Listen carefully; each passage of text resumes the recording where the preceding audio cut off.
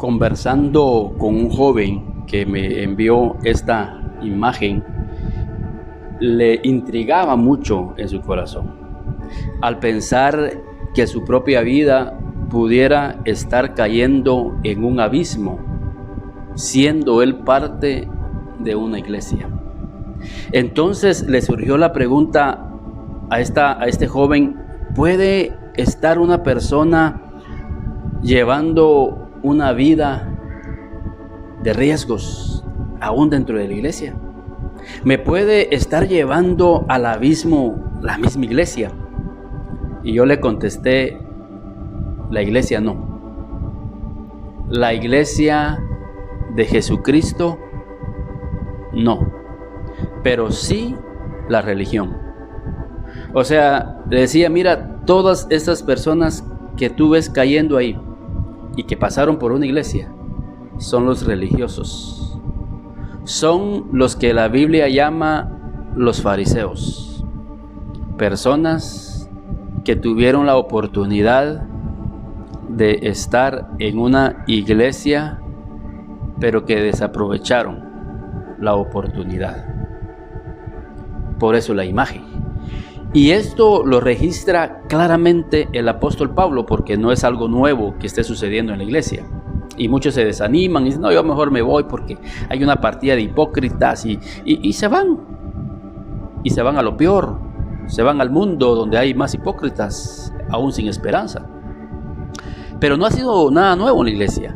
Primera de Corintios 11:17 dice Pablo, amonestando precisamente a la iglesia de Corintios. Y le dice Pablo: pero el anunciaros esto que sigue, no os alabo. No os congregáis para lo mejor, sino para lo peor. Quiere decir que cuando yo me congrego en una iglesia, es para alcanzar lo mejor de Dios. Es para alcanzar su plenitud de vida. Es para alcanzar sus mandamientos y vivir de acuerdo a ellos.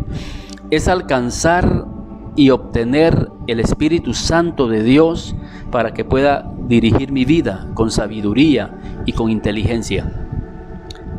Me congrego para que pueda agradar el corazón de Dios.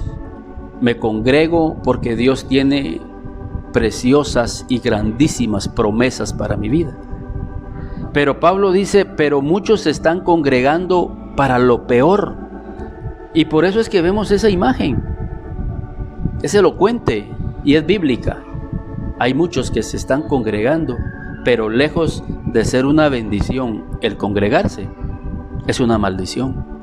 Ya sea porque ellos mismos no quieren vivir de acuerdo a la palabra de Dios, o porque lamentablemente está en una congregación dirigida por personas y líderes que no quieren vivir de acuerdo a los estándares bíblicos.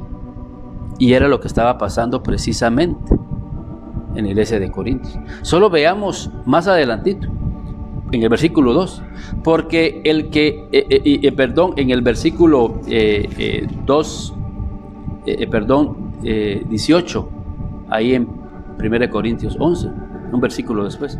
Pues en primer lugar, cuando os reunís como iglesia, oigo que hay entre vosotros divisiones. Ese es un problema. Con razón nos estamos congregando para lo peor, porque hay muchas divisiones. La iglesia se está dividiendo cuando el Espíritu nos dice que tenemos que vivir en la unidad del Espíritu. Pero hay muchas divisiones, y eso es algo inherente en el ser humano. La discriminación, los grupos que se hacen discriminando a los demás. No, aquí estamos los profesionales. No, aquí estamos los de esa élite. No, aquí estamos. Y empezamos a segmentar la iglesia y no vivimos en unidad como un cuerpo.